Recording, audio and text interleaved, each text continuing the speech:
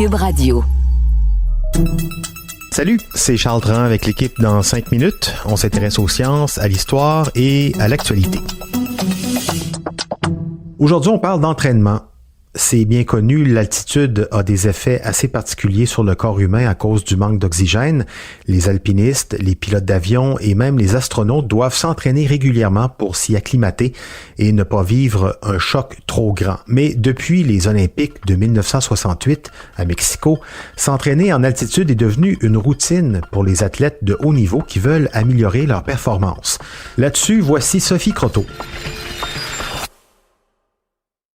L'entraînement en altitude consiste à passer de 4 à 8 semaines dans un endroit surélevé à plus de 2000 mètres au-dessus du niveau de la mer pour s'entraîner.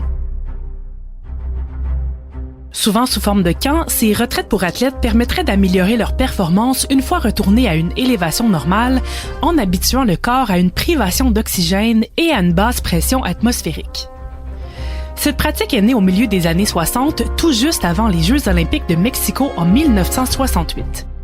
À l'époque, les athlètes s'inquiétaient de savoir s'ils pourraient performer normalement, comme la ville se situe à 2240 mètres d'altitude. Des entraîneurs avancent même que ce serait dangereux parce que le manque d'oxygène pourrait causer des évanouissements et même des décès, au point qu'on surnomme les Jeux de 68 les Olympiques de la mort avant même qu'ils commencent. Le comité olympique tente de rassurer tout le monde en disant qu'il n'y aura aucun danger, mais surtout aucun avantage pour les athlètes déjà habitués aux hauteurs, comme les Mexicains, les Éthiopiens et les Kenyans.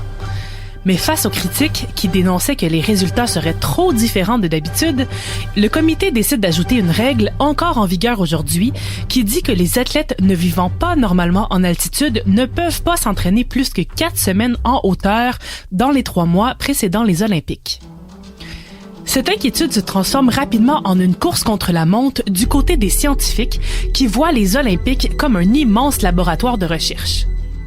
Bien que les effets de l'altitude sur le corps étaient déjà étudiés chez les alpinistes, c'était enfin l'occasion de mesurer les effets avec des centaines de sujets et de voir si une acclimatation à l'altitude préalable aurait des effets à court, moyen et long terme sur les performances, en hauteur comme au niveau du sol.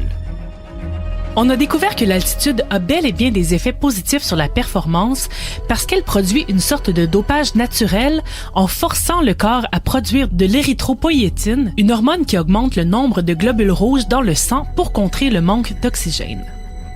Et comme les muscles s'approvisionnent en oxygène pour avoir de l'énergie, ce surplus leur permet de, par exemple, courir plus rapidement.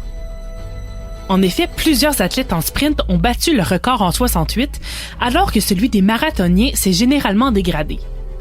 Mais il y a aussi des dangers possibles au sport en altitude, surtout si on a une condition cardiaque préexistante, parce que le manque d'oxygène peut affecter les systèmes immunitaires et cardiaques, comme le sang circule moins bien à basse pression atmosphérique. Des scientifiques critiquent aussi les résultats des études, entre autres à cause du trop grand nombre de biais possibles.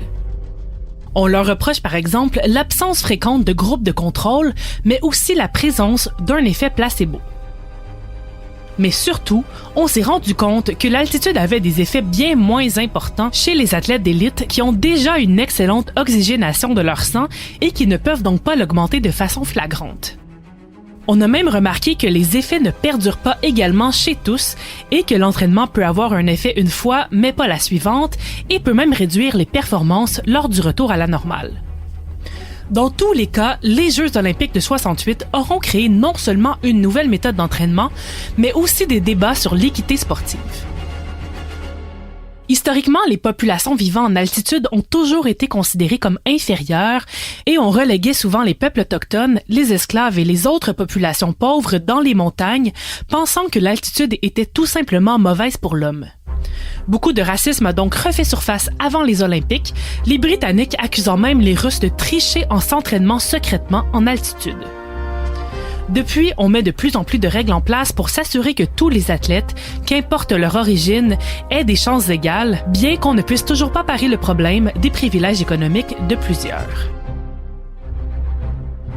Ouais, autre considération pour de futurs Jeux olympiques que je ne vois pas dans la liste des Jeux à venir de villes aussi haut placées que Mexico en termes d'altitude, mais plusieurs destinations comme Los Angeles, Milan, Brisbane en Australie avec ses feux de forêt, toutes ces villes ont une qualité de l'air passablement moyenne et sur le déclin en termes de pollution, un autre facteur de difficulté non négligeable pour les citadins, mais aussi pour les poumons des athlètes. Merci Sophie Croteau, c'était en 5 minutes.